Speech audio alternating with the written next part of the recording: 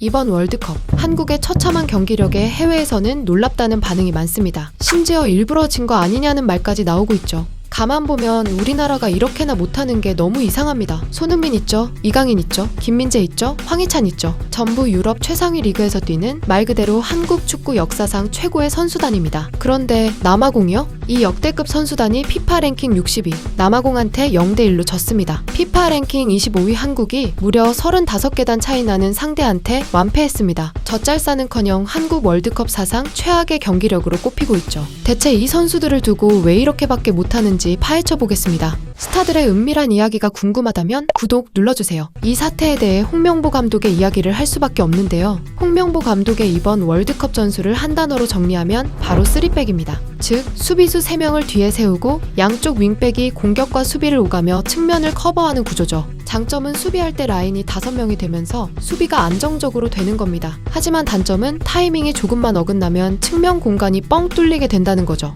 문제는 그게 이번 대회 내내 반복됐다는 건데요. 홍명보는 월드컵 전부터 이 전술이 막혔을 때 플랜 B가 없다는 지적이 있었습니다. 즉 상대가 3백을 읽고 나오면 홍명보 감독한테는 마땅한 대안이 없다는 말이죠. 체코전은 2대1 역전승이었습니다. 이겼으니까 넘어가도 되는 거 아니냐고요? 사실 이 경기에서 이미 앞으로 터질 문제가 다 보였는데요. 손흥민을 중앙 원톱으로 세웠는데 체코가 손흥민을 의식하며 중앙에 수비를 밀집시켰고 그 결과 한국의 공격 루트가 다 봉쇄됐죠. 홍명보 감독은 손흥민 한 명만 막으면 우리 공격 전체가 막히는 구조를 전술이라고 들고 나온 겁니다. 그래도 이 경기는 홍명보 감독의 교체가 통했습니다. 후반에 손흥민을 빼고 오형규를 넣었는데 오형규가 역전골을 넣으며 신의 한 수가 됐죠. 이때는 다들 박수를 쳤지만 이 경기는 전술이 잘 작동해서 이긴 게 아니라 교체 한 방이 터진 거였습니다. 그 사실이 바로 다음 경기에서 잘 드러나는데요. 멕시코전, 결과는 0대1 패배입니다.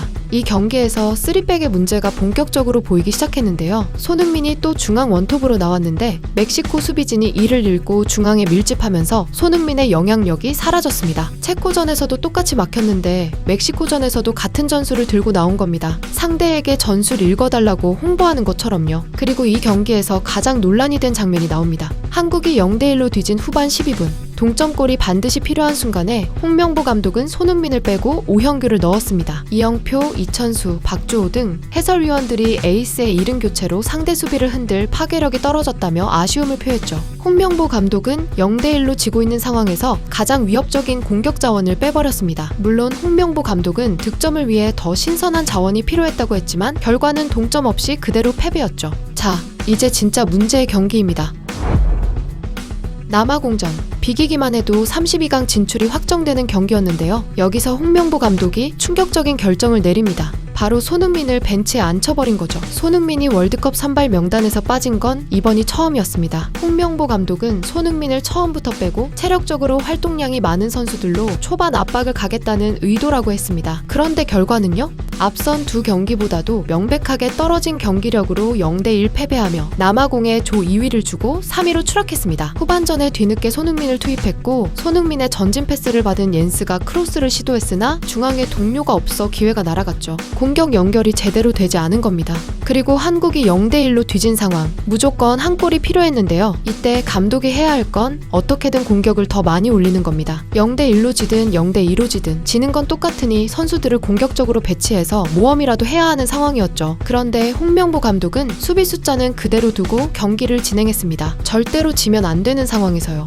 이쯤에서 한 가지를 짚고 넘어가야 합니다. 홍명보 감독, 이번이 월드컵 감독 처음이 아닙니다. 12년 전 2014년 브라질 월드컵에서도 대표팀을 이끌었고 그때도 1무 2패, 조별리그 탈락이었죠. 그때도 비판은 하나였는데요. 바로 경기 중 상황이 바뀌면 대처를 못한다는 거였죠. 그런데 12년이 지난 지금 남아공전에서 비슷한 장면이 반복됐습니다. 박지성은 1차전부터 3차전까지 모두 똑같았다. 이기려고 한 경기가 맞는지 되짚어볼 필요가 있다. 월드컵 준비에 소홀하지 않았나 생각이 든다며 비판했습니다. 2002년 4강 신화를 함께한 동료마저 이렇게 말한 겁니다. 3백 전술은 손흥민을 원톱에 세우면서부터 이미 삐걱거렸고 홍명보 감독은 상대가 그 패턴을 읽어도 3경기 내내 같은 방식을 고집했습니다. 심지어 가장 중요한 경기에서 에이스 손흥민을 선발 제외하는 결정까지. 이 상황에 한국 축구는 망했다는 비판이 쏟아지고 있는데요. 과연 앞으로 한국 축구에 희망이 생길 수 있을까요? 이 사태에 대한 여러분의 생각을 댓글로 나눠주세요.